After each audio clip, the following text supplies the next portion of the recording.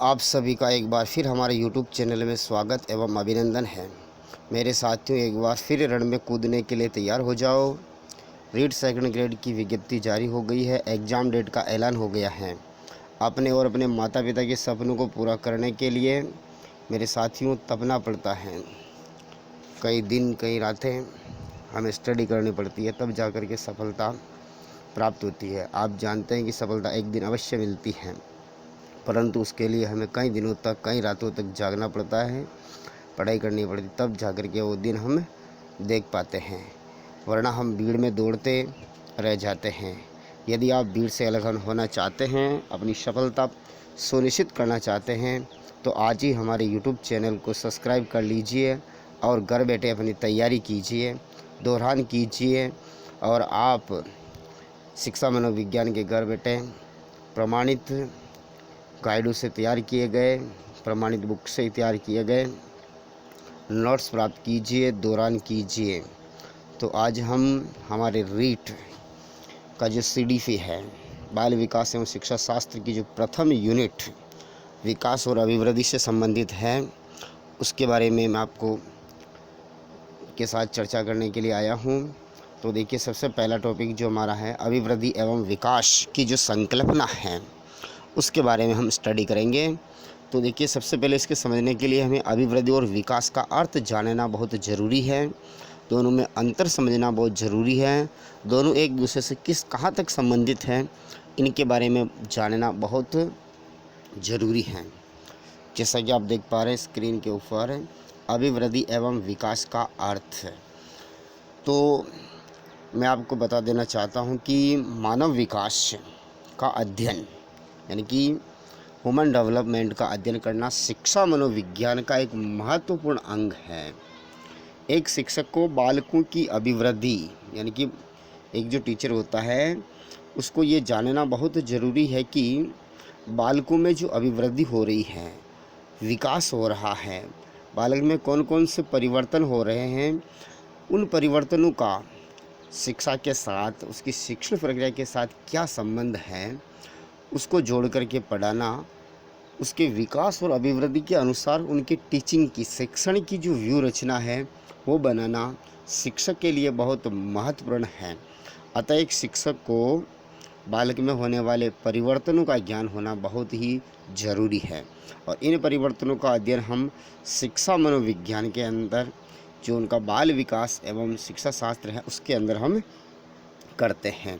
तो देखिए, सबसे पहले अभिवृद्धि एवं विकास के बारे में एक सोरेनसन नामक शिक्षा शास्त्री है, इसका क्या कहना है। सोरेनसन ये कहता है कि सामान्य रूप से अभिवृद्धि शब्द का प्रयोग शरीर और उसके अंगों के भार और आकार में वृद्धि से किया जाता है। ये कहता है कि जो अभिवृद्धि है, ग्रोथ है, इस शब्द का प्रयोग हमारे शरीर में होने वाले जो भी परिवर्तन हैं, हमारे शरीर में होने वाले परिवर्तन, चाहे वो हमारे अंगों में हो, हमारे शरीर के आकार में हो, उनसे लिया जाता है। और ऐसे परिवर्तन जिनको हम क्या कर सकते हैं, नापा जा सकता है। ऐसे परिवर्तन को क्या किया जा सकता है, नापा एवं तोला जा सकता हो, नापा एवं तोला जा सकता हो। तो ऐसे परिवर्तनों को सोरेनसन कहता है कि ये अभिवृद्धि है। जबकि सोरेनसन का विकास के बारे में ये कहना है कि विकास का संबंध अभिवृद्धि से अवश्य होता है, यानी कि विकास जो होता है वो अभिवृद्धि के साथ जुड़ा हुआ होता है। विकास अकेला नहीं होता, वो अभिवृद्धि के साथ जुड़ा हुआ होता है। ये शरीर के अंगों में होने वाले परिवर्तनों को एक विशेष रूप से व्यक्त करता है। जो शरीर के अंदर जो परिवर्तन होते हैं, परिवर्तनों को जो मजबूती प्रदान करता है, परिवर्तनों में जो स्थिरता लाता है, वो विकास है। ऐसा सोरेनसन का कहना है। तो सोरेनसन के अनुसार अभिवृद्धि और सोरेनसन के अनुसार विकास क्या है, आप यहाँ से इनको नोट डाउन कर सकते हैं, मैंने आपको समझा दिया। उसके बारे में देखिए, उसके बाद हम देख सकते हैं विकास में, विकास के अंदर, किसके अंदर, विकास में अभिवृद्धि शामिल होती है। क्या होती है, अभिवृद्धि जो होती है, अभिवृद्धि विकास में शामिल होती है।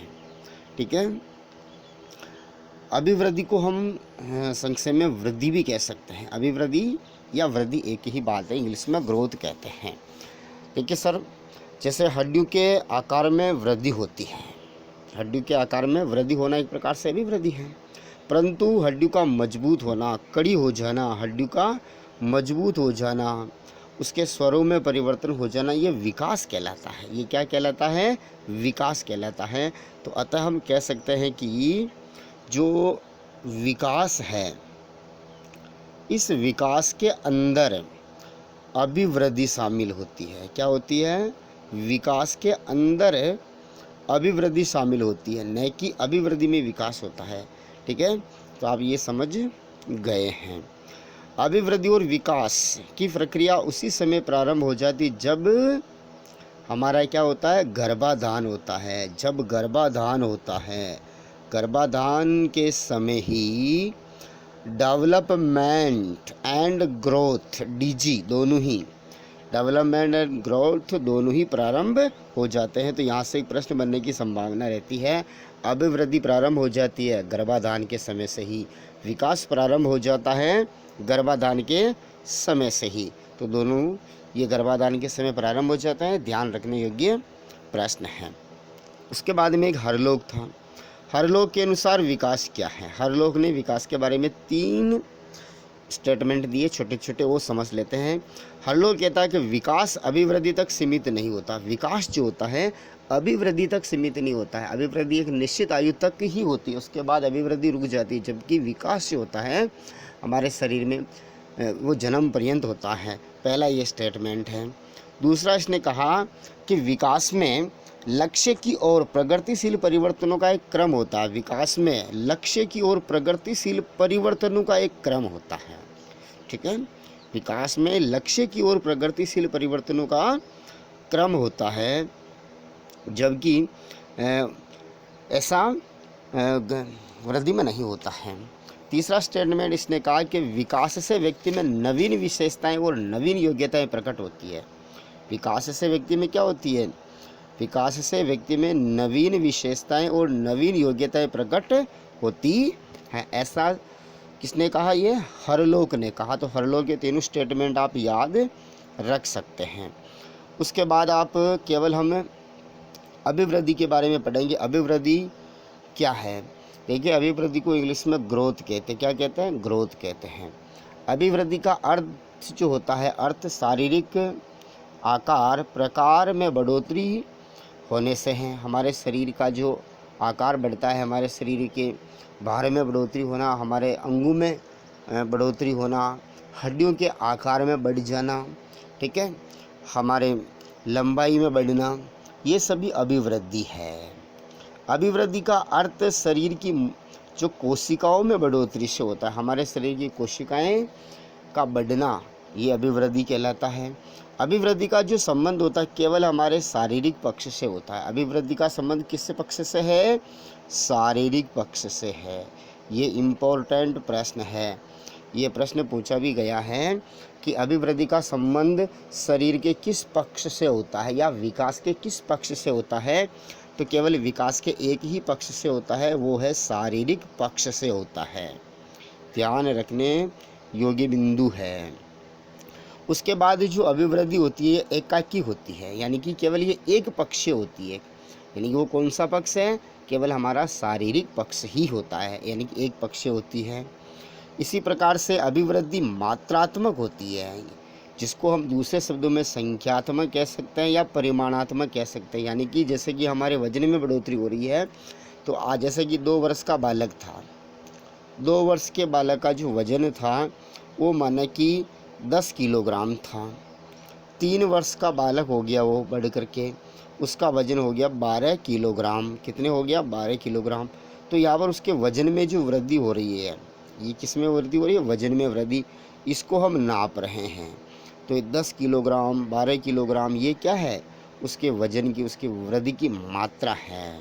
तो ये मात्रात्मक होती है, जिसको संख्यात्मक या परिमाणात्मक कह सकते हैं। अभिवृद्धि को प्रत्यक्ष नापा तोला जा सकता है। जैसे कि हम वजन को नाप सकते हैं, प्रत्यक्ष नाप रहे तोल रहे हैं। जैसे लंबाई को नापना, वजन को तोलना, ये अभिवृद्धि से संबंधित है। अभिवृद्धि एक निश्चित समय तक चलने वाली प्रक्रिया है। अभिवृद्धि हमारे जीवन के एक निश्चित उम्र तक ही चलती है। ठीक है। जबकि विकास जीवन पर्यंत चलने वाली प्रक्रिया है, ये नोट करने योग्य बात है। अभिवृद्धि शारीरिक परिपक्वता प्राप्त होने पर रुक जाती। जैसे ही हमारे शरीर की शारीरिक परिपक्वता, फिजिकल मैच्योरेशन प्राप्त हमारा शरीर प्राप्त कर लेता है, उसके बाद जो ग्रोथ होती है वो रुक जाती है, जबकि विकास चलता रहता है। तो अभिवृद्धि के बारे में ये मुख्य बिंदु जो है आप नोट कर सकते हैं, आपको स्क्रीन के ऊपर दिखाई दे रहे हैं। उसके बाद हम विकास की बात करते हैं। किसकी बात करते हैं? विकास की। देखिए सर, विकास जो होता है विकास कार्यक्षमता, कुशलता, परिपक्वता, संगठन और परिवर्तित स्वरूप को दर्शाता है। यानी कि जो विकास होता है ये हमारे शरीर की कार्यक्षमता को, हमारे अंगों की कार्यक्षमता को, कुशलता को, परिपक्वता को, संगठन और उसके परिवर्तन के स्वरूप को दर्शाता है। विकास शारीरिक परिपक्वता को दर्शाता है, फिजिकल मैच्योरेशन को दर्शाता है। ठीक है।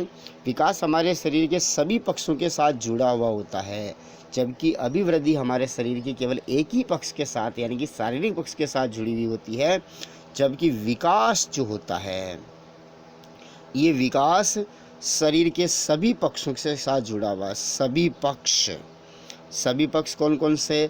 शारीरिक पक्ष हो, संज्ञानात्मक पक्ष है, ठीक है, सामाजिक पक्ष है, चारित्रिक पक्ष है, नैतिक पक्ष है।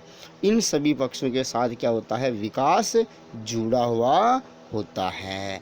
अतः हम दूसरे शब्दों में कह सकते हैं कि जो विकास होता है ये बहुपक्षीय होता है। क्या होता है? ये बहुपक्षीय होता है। जबकि वृद्धि जो होती है वो एकाकी होती है, एक पक्षीय होती है। ठीक है। उसके बाद हम देखते हैं, ये मैंने आपको समझा दिया। ठीक है। विकास हमारे शरीर के, हमारे जीवन के विकास के लिए, हमारे जीवन के सर्वांगीण विकास के लिए, हमारे जीवन के बहुमुखी विकास के लिए उत्तरदायी है या उनका प्रतिनिधित्व करता है। विकास हमारे सर्वांगीण विकास का, हमारे बहुमुखी विकास का प्रतिनिधित्व करता या उसके लिए उत्तरदायी है। दोनों ही प्रकार से हम इसको समझ सकते हैं। विकास के बारे में महत्वपूर्ण सूचना, विकास मात्रात्मक भी होता है और गुणात्मक, दोनों ही रूप से होता है। क्योंकि विकास के अंदर अभिवृद्धि शामिल है तो मात्रात्मक भी होगा और गुणात्मक, क्योंकि ये है हमारे जो भी परिवर्तन होते हैं, परिवर्तनों में स्थिरता लाता है, परिवर्तनों में ये परिपक्वता लाता है, परिवर्तनों में ये मजबूती लाता है, परिवर्तनों को स्थायित्व प्रदान करता है, परिवर्तनों में ये गुण डालता है, इसलिए गुणात्मक भी होता है। इसी प्रकार से विकास के अंदर अभिवृद्धि समाहित होती है। पहले भी हम चर्चा कर चुके, विकास के अंदर अभिवृद्धि होती है, न कि अभिवृद्धि में विकास होता है। इसी प्रकार से अगला जो टॉपिक ये कह रहा है, अभिवृद्धि विकास का ही एक भाग होता है, अलग से नहीं होता। अभिवृद्धि जो है एक विकास का ही, अभिवृद्धि जो है विकास का ही एक भाग है, न कि कोई अलग प्रकरण है, ऐसा नहीं है। विकास की प्रक्रिया गर्भाधान से लेकर मृत्यु पर्यंत चलती है। ये सामने पहले ही देख लिया कि जो वृद्धि है और विकास है, ये दोनों ही, वृद्धि और विकास, ये कब से शुरू हो जाते हैं? गर्भाधान से। जैसे ही गर्भाधान होता है शिशु का, वहाँ उसी समय विकास और अभिवृद्धि और विकास दोनों ही प्रारंभ हो जाते हैं। ये भी प्रश्न इम्पोर्टेंट है। उसके बाद हम इनका एक तुलनात्मक अध्ययन करते हैं। ठीक है। अभिवृद्धि और विकास के बीच हम अंतर कर लेते हैं। अंतर करने पर हम अच्छी तरह से इनको समझ पाएंगे। अभिवृद्धि ग्रोथ का जो क्षेत्र होता है, अभिवृद्धि का क्षेत्र क्या होता है? संकीर्ण होता है, जबकि विकास का क्षेत्र जो होता है बहुत व्यापक होता है। पहला अंतर, अभिवृद्धि का जो संबंध होता है केवल शारीरिक पक्ष से होता है, जबकि विकास का क्षेत्र हमारे जीवन के, हमारे जो जीवन के सभी क्षेत्रों से, जैसे शारीरिक पक्ष से, ठीक है, नैतिक पक्ष से, सामाजिक पक्ष से, संवेगात्मक पक्ष से, भाषाई पक्ष से, संज्ञानात्मक पक्ष से, क्रियात्मक पक्ष से, चारित्रिक पक्ष से, सभी पक्षों के साथ होता है। दूसरा अंतर। और तीसरा अंतर ये है, अभिवृद्धि केवल मात्रात्मक होती है। अभिवृद्धि केवल मात्रात्मक होती है, जबकि विकास मात्रात्मक एवं गुणात्मक दोनों प्रकार का होता है। अभिवृद्धि एकाकी और एक पक्षीय होती है, एकाकी और एक पक्षीय होती है, जबकि विकास बहुपक्षीय होता है, विकास बहुपक्षीय होता है। इसी प्रकार से छठा अंतर, अभिवृद्धि एक निश्चित आयु तक चलती है, विकास जीवन पर्यंत चलने वाली प्रक्रिया है। अभिवृद्धि विकास का ही एक चरण है, अभिवृद्धि अलग नहीं है, विकास का ही एक चरण है, जबकि विकास सभी चरणों का सम्मिलित रूप होता है। इसमें अभिवृद्धि भी सम्मिलित होती है, विकास सभी चरणों का सम्मिलित रूप होता है, अभिवृद्धि भी इसमें सम्मिलित होती है। इसी प्रकार से अभिवृद्धि में शारीरिक परिवर्तनों का कर दिया। अभिवृद्धि में शारीरिक परिवर्तनों को देखा नापा जा सकता है, विकास के परिवर्तनों को अनुभव किया जा सकता है। अभिवृद्धि के अंदर जो शारीरिक परिवर्तन होते हैं उनको देखा नापा जा सकता है, जबकि विकास के परिवर्तनों को केवल अनुभव किया जा सकता है, क्योंकि ये उनमें जो भी परिवर्तन होते हैं उनमें परिपक्वता लाता है, तो उसको अनुभव कर सकते हैं कि इसमें जो हड्डियां हैं वो मजबूत हो गई है, अब इनकी जो कार्य करने की क्षमता है वो बढ़ गई है, तो ये परिवर्तन को हम अनुभव कर सकते हैं। जबकि अभिवृद्धि में जो परिवर्तन होते हैं उनको देख सकते हैं, प्रत्यक्ष रूप से नाप सकते, तोल सकते हैं। इसी प्रकार से 10वां परिवर्तन, अभिवृद्धि का संबंध लंबाई, वजन, चौड़ाई बढ़ने से होता है, विकास का संबंध अंगों में परिपक्वता और कार्यकुशलता से लिया जाता है।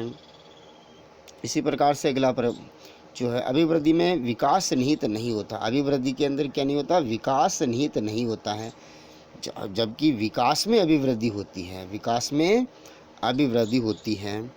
12वां अंतर है, अभिवृद्धि का संबंध साधारण रूप से बाह्य स्वरूप से होता है, अभिवृद्धि का संबंध साधारण या बाह्य स्वरूप से, वैसे आंतरिक स्वरूप से हड्डी में बढ़ोतरी होना ये भी है, ठीक है।